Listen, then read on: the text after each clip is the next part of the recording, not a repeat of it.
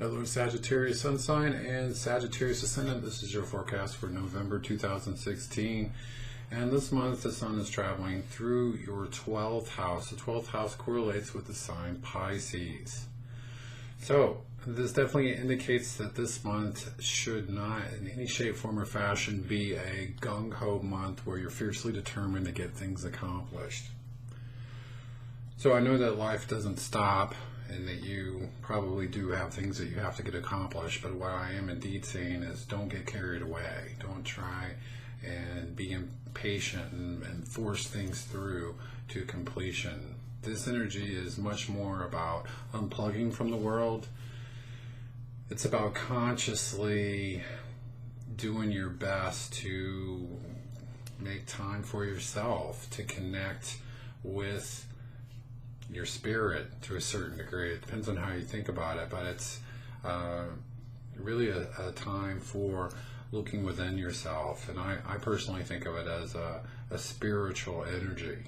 So making time to meditate, making time to sort through what's going on within your consciousness, sorting through your thoughts and feelings, making sense of what's going on in your life, listening to your heart more, trusting your intuition, exploring intuitive hits that you might have. But it's definitely about taking time to get some rest on a basic level, but also time to look more deeply for the deeper meaning in your life. Okay, now let's look at this a little bit more deeply. From November 1st through the 7th, the Sun and Mercury are making a sextile aspect to Pluto. You got the Sun and Mercury again in the 12th house. You've got Pluto in the 2nd house. So this is interesting. So this is definitely about you, to a certain degree at least, looking at how you might sabotage yourself, how you might get in your own way in regards to prosperity. If you have any kind of negative belief about money, or if you're distrustful of rich people or people that are doing better than you, or if you just don't feel worthy of it, this is an opportunity for you to dig deep, to discover what those belief systems are and pull them up by the roots. Money is a tool. What you do with it makes it good or not so good. Okay, so I just say that because some people might think that money is the root of all evil, or in some way, you know, all rich people are corrupt, or something really dark like that. And if you have anything like that, you're definitely going to limit your chances of being prosperous in this life. So this is an opportunity to identify negative beliefs and replace them with more empowering beliefs that can help you to ultimately attract more prosperity. Okay, so November 9th, Mars enters Aquarius, and that goes into your 3rd house. Okay, so Mars is a warrior energy. Wherever it goes is where you tend to feel more passionate and what you pour your energy into. And so this is about communication. So you're definitely going to feel very passionate about your own unique perspectives in life. So what I would say about this is just be careful to not be too brutally honest. You might get on a soapbox, so to speak, and just let people have it. Here's what you're doing wrong, or here's what's wrong with the world.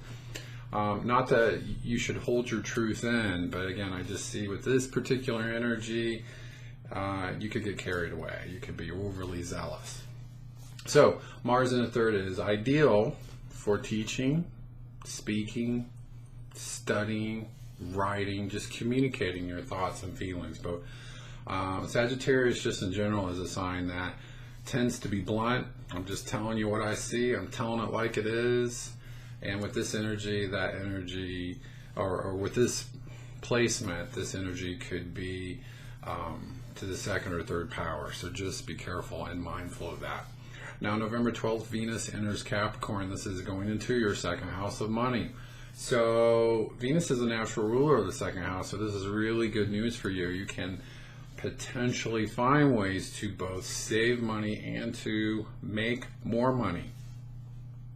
So I urge you to start this month off with figuring out how you might limit yourself financially. And again, it might be with your belief systems, or you might just in some way sabotage yourself. So with Venus going into the second house, it can say that if you've done your homework and learned to feel worthy of prosperity, that financial abundance can start trickling into you, whether it's in the form of another stream of income, saving money, or maybe finding a job that pays you what you're really worth. But ultimately, it's the time to